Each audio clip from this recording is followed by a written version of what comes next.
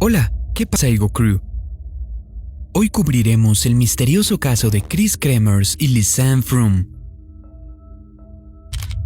En 2014, dos chicas jóvenes dejaron su hogar en los Países Bajos para viajar a Panamá. En este viaje, ellas buscaban principalmente dos cosas: educar a los niños locales y explorar un nuevo país. Habían estado en Boquete, Panamá, durante un poco más de 2 semanas. Un día decidieron sacar a pasear el perro de la familia con la que se hospedaban cerca del volcán Barú. Esa fue la última vez que las vieron. La gente desaparece en la naturaleza. Los excursionistas sin experiencia pueden desorientarse fácilmente. Incluso los excursionistas experimentados pueden caerse o tropezar. Cualquiera que conozca la naturaleza de Panamá puede afirmar que puede llegar a ser un lugar muy peligroso. Pero incluso cuando la mayoría de los excursionistas desaparecen, es fácil identificar su razón.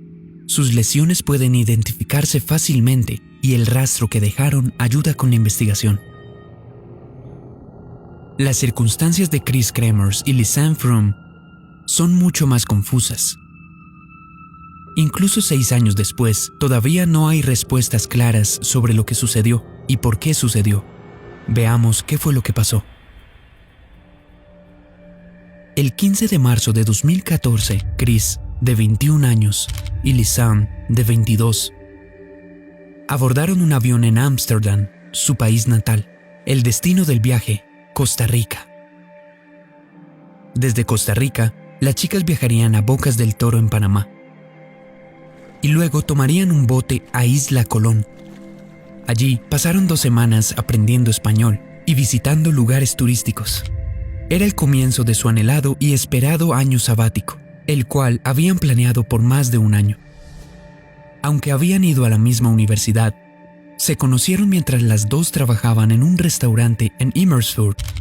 Cuando se hicieron amigas, Chris convenció a Lisanne para que se mudara a su misma residencia estudiantil. Finalmente, se acercaba su año sabático y Chris, quien ya había viajado a Sudamérica con su familia, sugirió que fueran a Panamá.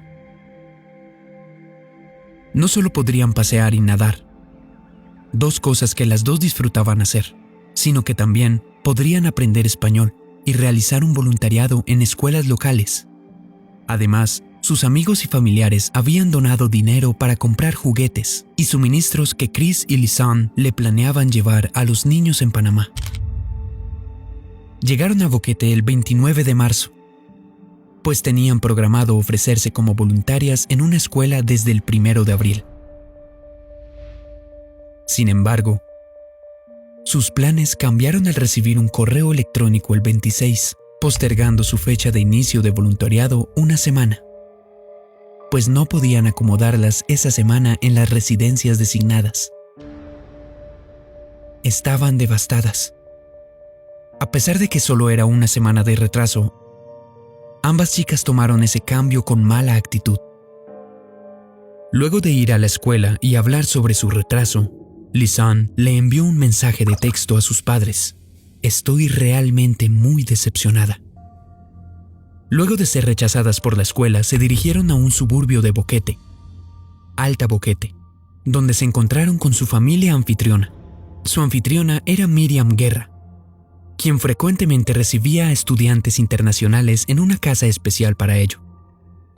Solo unos días después de que las chicas hayan desaparecido, ella les dijo a los medios que las chicas parecían inteligentes, tímidas e inquietas. Informó también que aunque hablaban muy poco español, les dijeron que sus planes habían cambiado y que por ahora tenían 1 semana libre antes de comenzar a trabajar.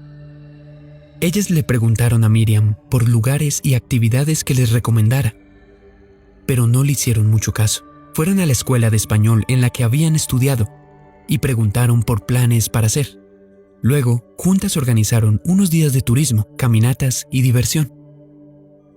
Para el 1 de abril, el martes de la semana siguiente, ya habían escalado el volcán cerca de Boquete y habían recorrido un cafetal cercano. Ya se estaban quedando sin cosas nuevas y emocionantes que hacer. Así, pasaron la mayor parte de esa mañana tratando de decidir qué hacer.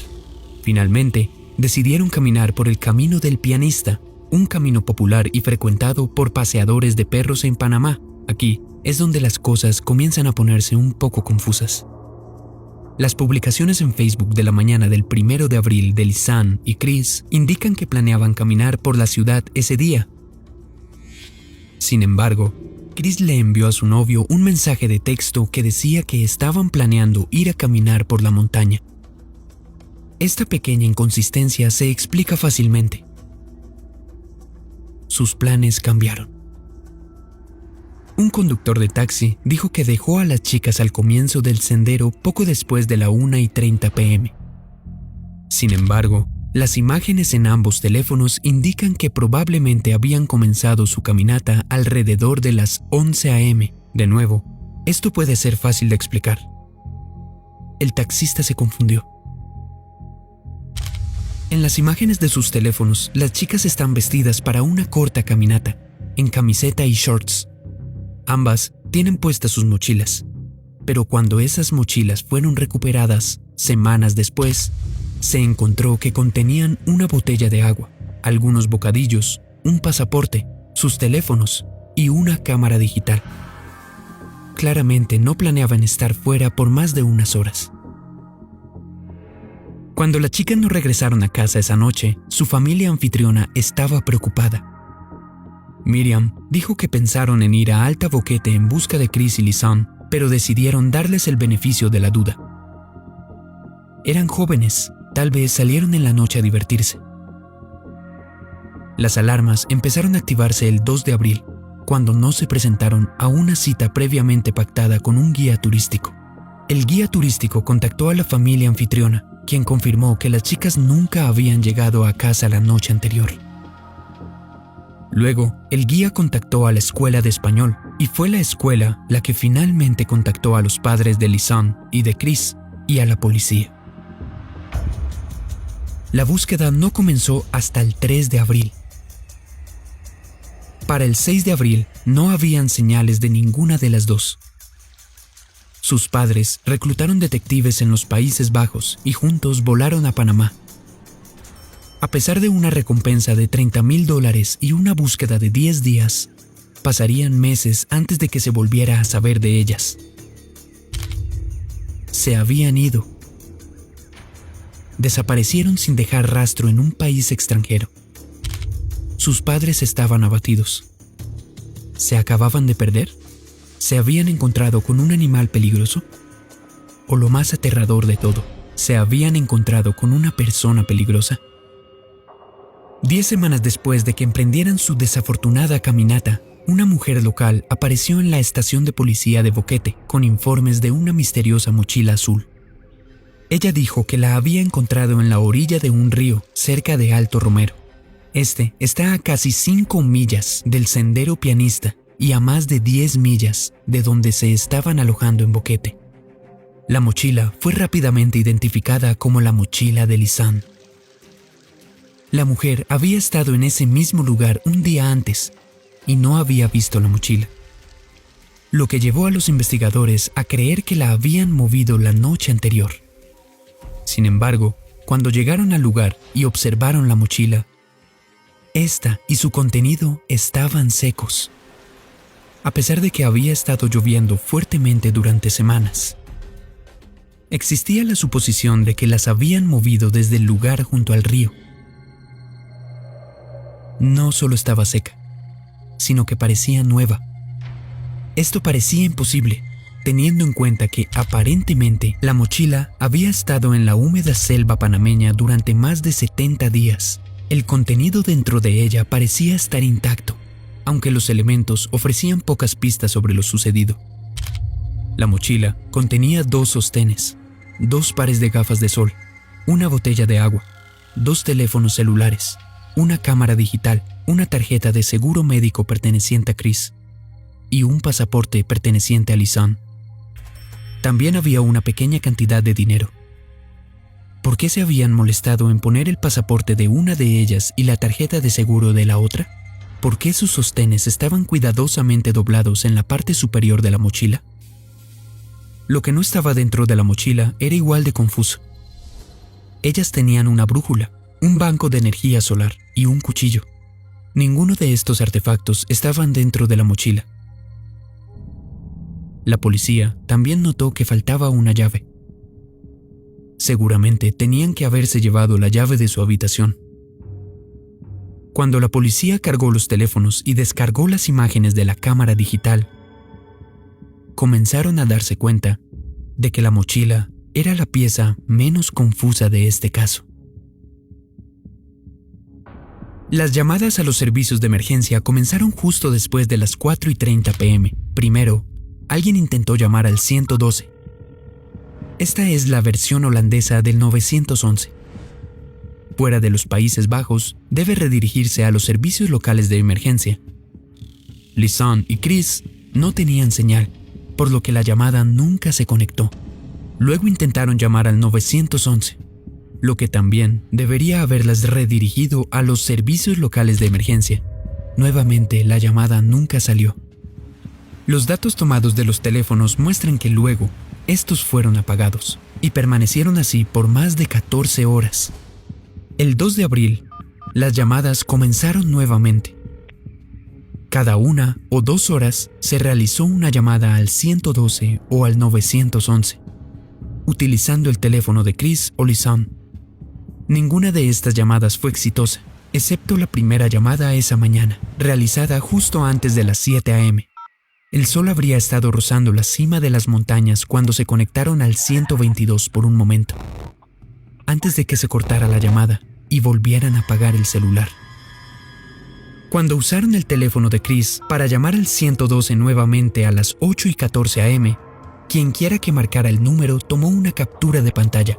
Los investigadores creen que esto fue un accidente causado por alguien con manos temblorosas y en pánico, tratando de marcar el número. Los teléfonos se apagan nuevamente, esta vez durante más de 19 horas. En el tercer día vuelven a encenderse, siguiendo el mismo patrón de tratar de pedir ayuda cada 1 o 2 horas. No hubo intentos exitosos de llegar al 112 o al 911.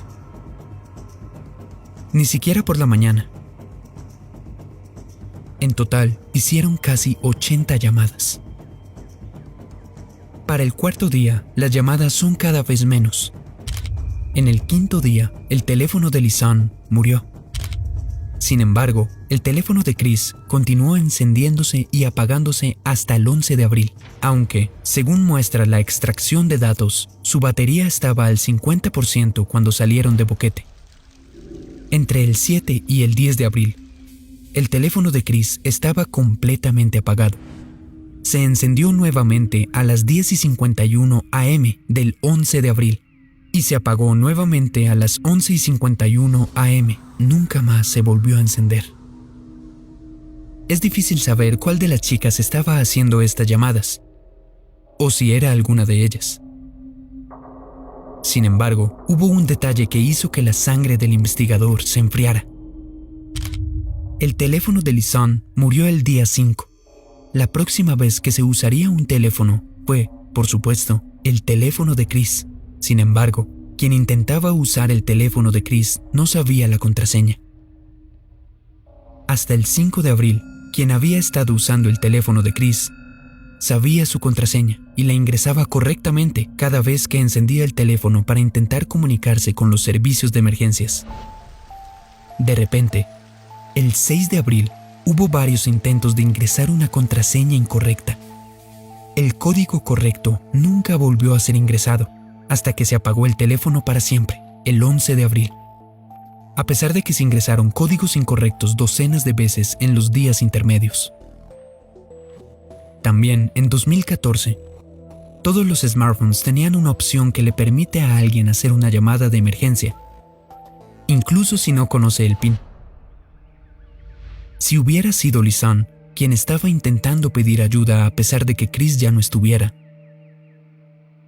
no habría necesitado desbloquear el teléfono para hacerlo. Alguien estaba desesperado por desbloquear el teléfono de Chris y los investigadores concluyeron que era poco probable que fuera Lisanne. Los registros de llamadas no fueron el único dato relevante que los investigadores obtuvieron de la mochila. Cuando encendieron la cámara digital, una Canon SX270 HS, encontraron una serie de 133 imágenes tomadas a partir del 1 de abril. El primer conjunto de fotos es completamente inofensivo. Son fotos extremadamente normales del típico turista. Lisanne posando en la cumbre de la caminata. Chris posando en la cumbre de la caminata. Hay unas cuantas selfies. Sacan algunas fotos de cascadas y otros paisajes particularmente bonitos a lo largo del camino. Al ser una cámara digital, cada fotografía que tomaron está cuidadosamente etiquetada y tiene la información de la hora. Todas estas fotos de 2 niñas sonrientes se tomaron antes de la 1:30 p.m. Parece que hicieron caso omiso a lo que les recomendaban las señales en el sendero y siguieron por el sendero cuando terminaron de tomar fotos. Siguieron adelante, después de ver que había algunas cascadas del otro lado de la cumbre. La última foto tomada el 1 de abril antes de las 2 p.m. es de Chris en un pequeño barranco, rodeada de rocas cubiertas de musgo y espesa vegetación. Lo que sigue es una serie de imágenes que se vuelven más misteriosas a medida que los investigadores se desplazan hacia el carrete de la cámara. Primero, hay una foto de Chris, tomada desde atrás, a una distancia considerable. Ella está mirando hacia quien tiene la cámara, y su rostro parece preocupado. Hay algunas fotos similares de Chris. Nada parece particularmente extraño, pero en comparación con las amplias sonrisas capturadas más temprano en el día, se ve seria. Su expresión parece tensa y sus poses son incómodas. En medio de estas imágenes hay evidencia de que una o más de las fotos fueron eliminadas de la cámara. Ninguna de las otras fotos que las chicas habían tomado con esa cámara durante su viaje habían sido eliminadas. Esto puede no parecer tan extraño, pero a la luz de lo que la policía encontró a continuación, indica que algo estaba mal. Después de las 2 p.m. del 1 de abril, parece que nadie usó la cámara durante 7 días. De repente, el 8 de abril, la cámara se encendió nuevamente y alguien tomó más de 90 fotos en el transcurso de 3 horas, de la 1 a.m. a las 4 a.m. Hay algo inquietante en estas fotos. Ninguna de esas fotos parece apuntar a algo específico. Era como si, en un sueño, alguien tomara fotos de la oscuridad. Tal vez intentaban capturar la imagen de algo que los observaba. Tal vez simplemente estaban tratando de usar el flash como luz. Ninguna teoría explica completamente este conjunto de fotos. En las imágenes se ve la jungla, un camino de tierras o rocas, iluminadas por el flash de la cámara. Algunas pueden ser un intento de iluminar el camino, aunque parece poco probable. Un flash de cámara en la oscuridad de la selva probablemente cegaría a alguien, en lugar de ayudarlo a ver. Otras imágenes son mucho más difíciles de analizar. Algunas parecen ser imágenes del cielo o de una planta que sobresale de una roca. Una imagen particularmente inquietante parece ser solo la parte posterior de la cabeza de Chris, con un poco de sangre en su cabello. Varias de las imágenes parecen tener orbes de luz y otros artefactos de luz. Ninguno parece haber sido tomado mientras se movían. Casi todas tienen una perspectiva desorientadora. Es imposible saber si la persona que las tomó estaba de pie o sentada, mucho menos en qué dirección apuntaba la cámara. Incluso aquellos familiarizados con el sendero y el área han tenido dificultades para localizar en qué lugar las chicas o quien tuviera la cámara podrían haber estado tomando las fotos. Simplemente hay algo que no está bien en estas tomas. Las fotos tomadas por la noche son naturalmente inquietantes, sí, pero los ángulos extraños y el terreno irreconocible hacen que estas fotos sean especialmente preocupantes. Después de encontrar la mochila, los lugareños pudieron localizar rápidamente un conjunto de restos.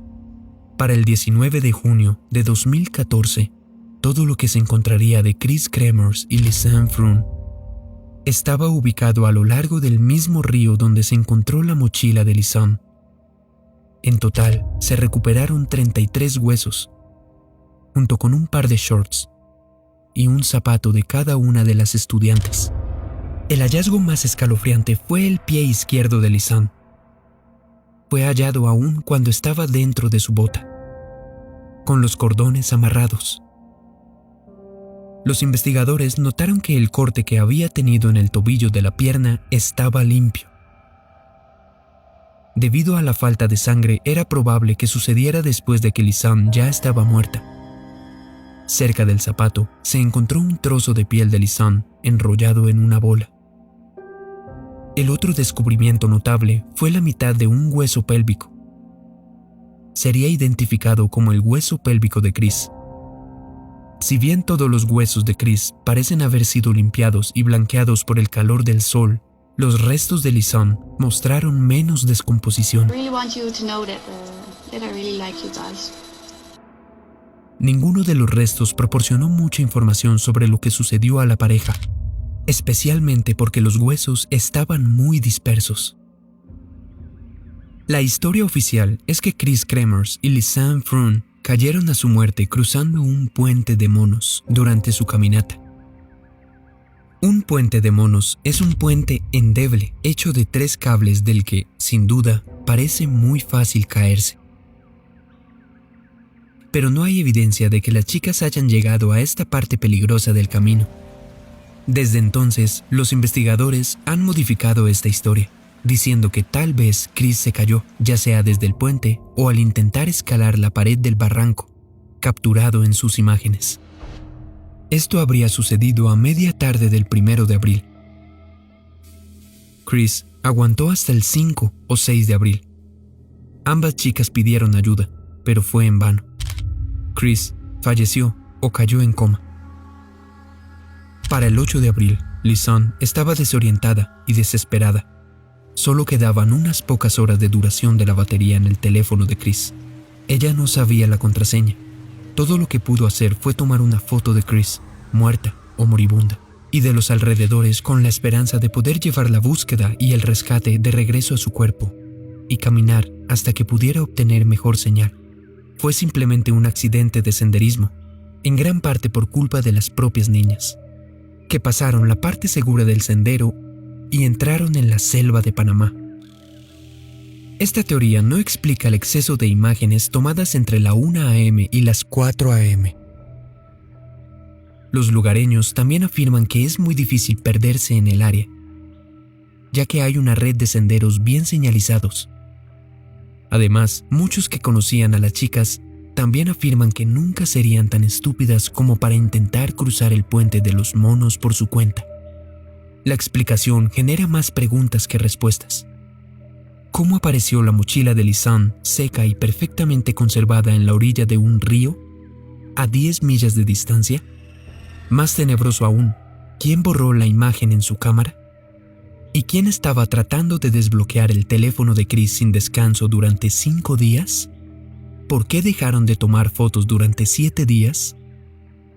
¿Por qué no intentaron enviar mensajes de texto? ¿Por qué solo intentaron llamar a los servicios de emergencia y no a sus padres, novios o familia anfitriona? Dick Stephens, un criminalista contratado por los Kremers y Froons, supuso que las imágenes podrían haber sido un intento de hacer señales. Tal vez las chicas estaban atrapadas, inmovilizadas por lesiones o sometidas por alguien, y estaban tratando de usar el flash de la cámara para hacer señales a aviones que pasaban o a vehículos en busca de ayuda. También indicó que los restos encontrados a lo largo del río parecían estar demasiado limpios para descomponerse naturalmente. ¿Por qué se encontraron algunos trozos intactos de Lisanne, como la tira enrollada de piel? ¿Por qué sus sostenes estaban doblados y metidos en la mochila? Hasta el día de hoy, Nadie ha podido ofrecer una teoría que explique exhaustivamente la evidencia reunida por la policía. Algunos han afirmado que los orbes en muchas de las fotos nocturnas indican la presencia de fantasmas. Esta es una gran teoría que podría explicar el comportamiento errático de tomar las fotografías. Una posibilidad mucho más probable, pero aún aterradora, es que las chicas salieron del camino y se encontraron con alguien que las reconoció como presas fáciles. Claramente no eran de Panamá, y aunque ambas estaban en forma, eran pequeñas y podrían haber sido fácilmente derrotadas. Tal vez este atacante les permitió conservar sus teléfonos, sabiendo que no podían recibir señal. Tal vez los descubrieron y los escondieron cuando él estaba cerca. Quizás Chris murió primero, y sí fue Lisanne tratando desesperadamente de abrir el teléfono de su amiga para llamar a alguien, a cualquiera. Tal vez habían conseguido una foto de él en su cámara, que él mismo eliminó. La razón por la que Chris comenzó a parecer preocupada fue que acababan de encontrar a un individuo aterrador. Incluso podría haber sido la persona que tomó las fotos, forzándolas a posar como si nada estuviera mal. Y todas esas fotos tomadas en las primeras horas de la mañana del 8 de abril eran de Lisanne tratando de señalar a la oscuridad que estaba viva y que necesitaba ayuda. Después de su muerte, probablemente el día 11, después de que el teléfono de Chris se encendió y se apagó por última vez, su asesino la desnudó y esparció sus huesos y posesiones con la esperanza de que nadie encontrara suficiente evidencia de cualquiera de las chicas para identificarlas o, incluso, identificar lo que le sucedió. No importa lo que sucedió, ya sea que las chicas fueran acosadas por una entidad sobrenatural, fueran atacadas por un animal salvaje, cazadas por un monstruo humano, o simplemente se perdieron o resultaron heridas y no pudieron pedir ayuda, la imagen pintada de sus últimos días es aterradora, solas en el terreno salvaje, con poca agua limpia, comida escasa, sabiendo que iban a morir, sabiendo que no vendría ayuda. Imagina tener tu teléfono e intentar desesperadamente pedir ayuda, sabiendo que cada vez que lo enciendes y la llamada no se conecta, es otra parte preciosa de la batería que has desperdiciado. No puedes salvar a tu amiga, tienes que verla morir.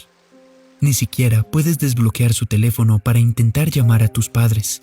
Todo lo que puede hacer es marcar los números de emergencia una y otra vez, sabiendo que la llamada pasará hasta que tú también mueras. Debe haber sido un tipo especial de tortura.